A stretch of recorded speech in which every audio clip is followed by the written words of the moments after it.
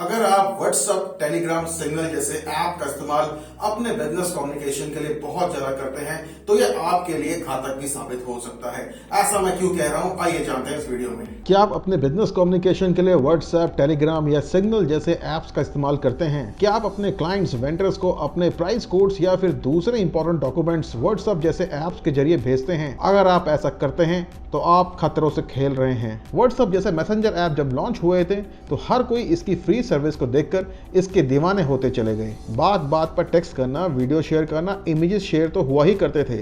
साथ ही लोगों ने अपने ऑफिशियल या बिजनेस कम्युनिकेशन भी व्हाट्सएप जैसे ऐप्स पर ही शेयर करना शुरू कर दिया। पहले लोग पर्सन टू पर्सन ही कम्युनिकेशन करते थे, बाद में ऑफिशियल ग्रुप्स भी बनते चले गए और लोग बेपरवाह होकर ऑफिशियल कम्युनिकेशन भी धड़ल्ले से इन ऐप्स पे शेयर करते चले गए, और वो भी बगैर इस बात की परवाह किए कि आपकी ऑफिशियल कम्युनिकेशन भी पब्लिक या लीक हो सकती है। इसके अलावा आपके कई इंपॉर्टेंट डेटा भी लीक हो सकते हैं।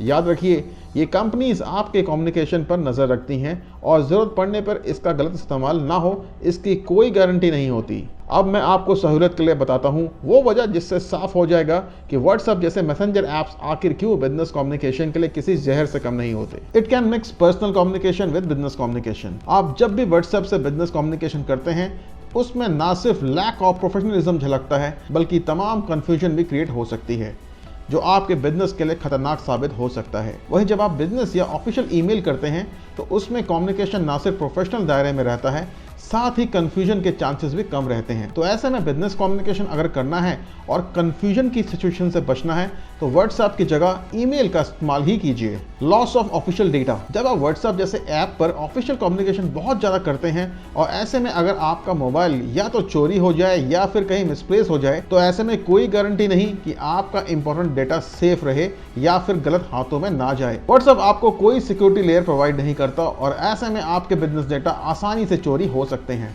It damages productivity of employees. आज से कुछ साल पहले तक आपके एम्प्लॉइज ईमेल के जरिए ऑफिशियल कम्युनिकेशन करते थे, लेकिन व्हाट्सएप या टेलीग्राम जैसे ऐप के आने के चलते अब एम्प्लॉइज भी इन ऐप्स के गुलाम हो चुके हैं। अब वो बिना किसी डेटा लीकेज की परवाह किए बिना ही धड़ल्ले से इन ऐप्स पर ही बिजनेस कम्युनिकेशन करने लगे हैं। ऐसे में ना सिर्फ आपके एम्प्लॉइज बल्कि आपका बिजनेस भी अनप्रोफेशनल ही नजर आता है।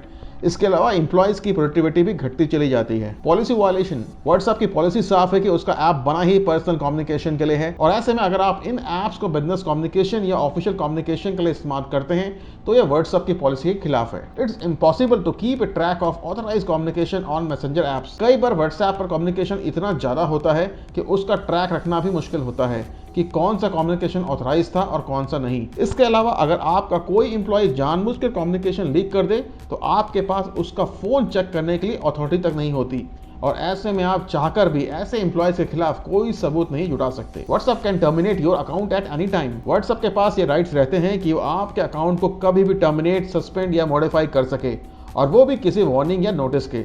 और अगर ऐसा हुआ तो आपका अच्छा खासा नुकसान हो सकता है। तो मुझे ये उम्मीद है कि आपको हमारी एडवाइस जरूर पसंद आई होगी और आप आगे भी हमारे साथ जुड़े रहना चाहते हैं तो आप हमारे चैनल को आज के आज सब्सक्राइब करना मत भूलिएगा।